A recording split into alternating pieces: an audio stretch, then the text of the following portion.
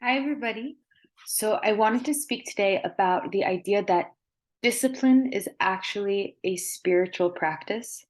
And I want to also just create a nuance here between spiritual practice and spiritual discipline. It's a practice, which means you're going to fall off the bandwagon a lot.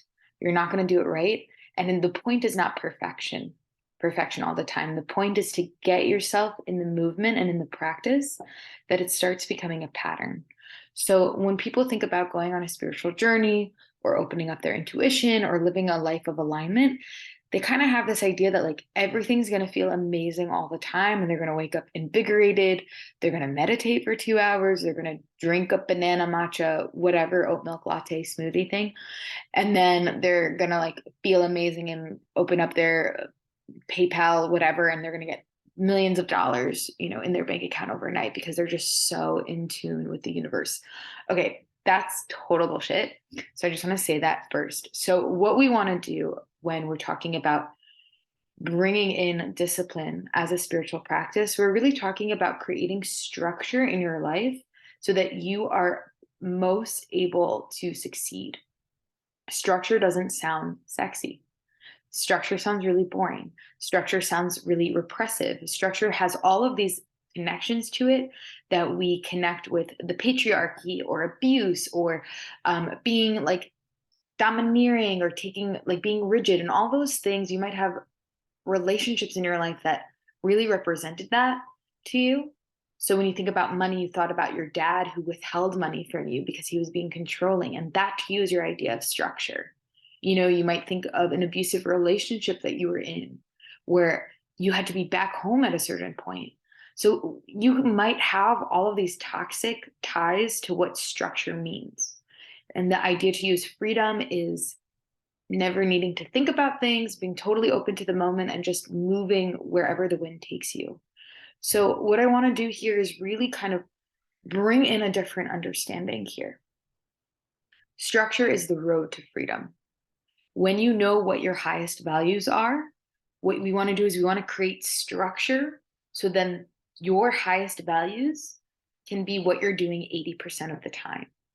So if you have a really huge value of being in nature, we need to create a structure so this way all your needs are being met and you are living by your values. So I'm going to just introduce a concept that I love called EGAs versus MGAs. It's something that you learn in business school. An MGA is a money generating activity.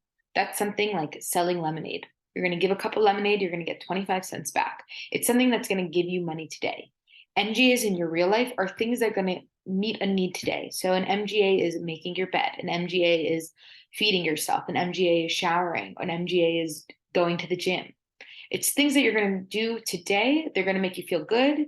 And tomorrow, it's not going to count anymore. Just because you had oatmeal today doesn't mean you're not going to be hungry tomorrow. Just because you set your bed today doesn't mean you don't need to make your bed tomorrow. So those are your MGAs. MGAs are awesome. They're great. We want to have them in our life.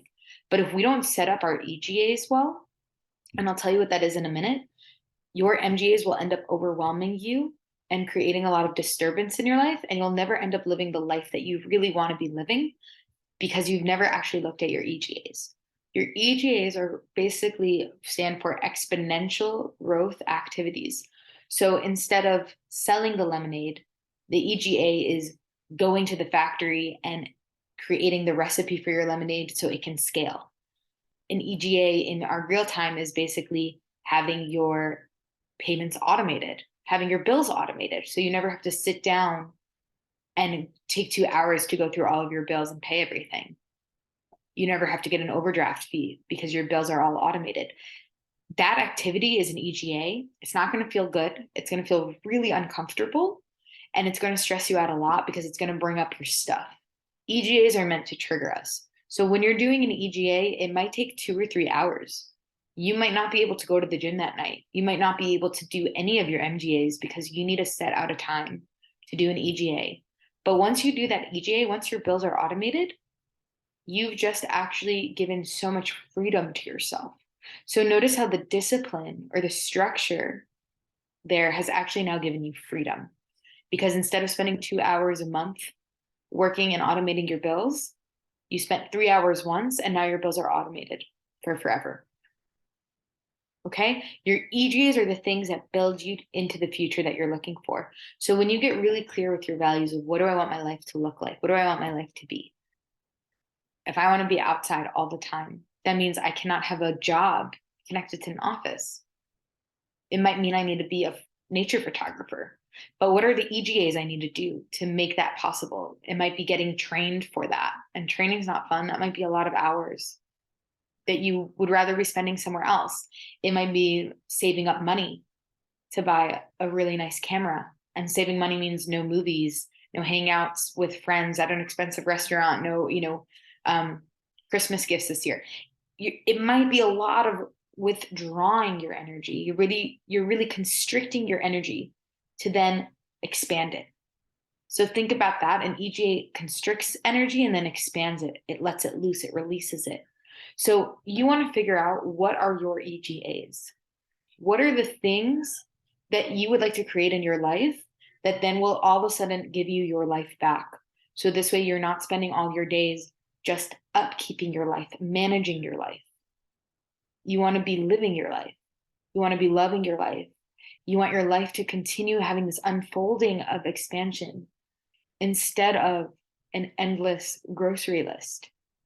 So really getting those systems in place gives you the freedom that you need. So that's all I have to say today. I think this was a longer one than usual. Tell me what your EGAs are. Tell me what your EGAs are, and finally do one EGA a week, because they will take your time and they will bring up all this shit. And that's why you haven't done it, by the way, because you have a lot of subconscious stories around it. If you're all of a sudden not needing to clean and cook all the time because you figured out how to get a raise at work, so now you can hire somebody to do that and outsource that. What does that mean? What are you going to do in your free time? And that might bring up a lot of fear. So EGAs are meant to trigger you, and that's why having spiritual practices are so important. That's where the meditation comes in. That's where the movement, that's where all of these other ways of being come in. It's really about, so you can then step forward into an EGA. Take the time out to do that.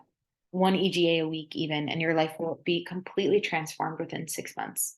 So that's all I have to say. If you're looking for someone to work with who can help you figure out what your MGAs are and your EGAs and how to really, really, really cut the bullshit so that you can begin living your life in freedom instead of drowning from MGAs and avoiding your EGAs. Anyways, I'm wishing everybody such a great day, and I'll see you soon.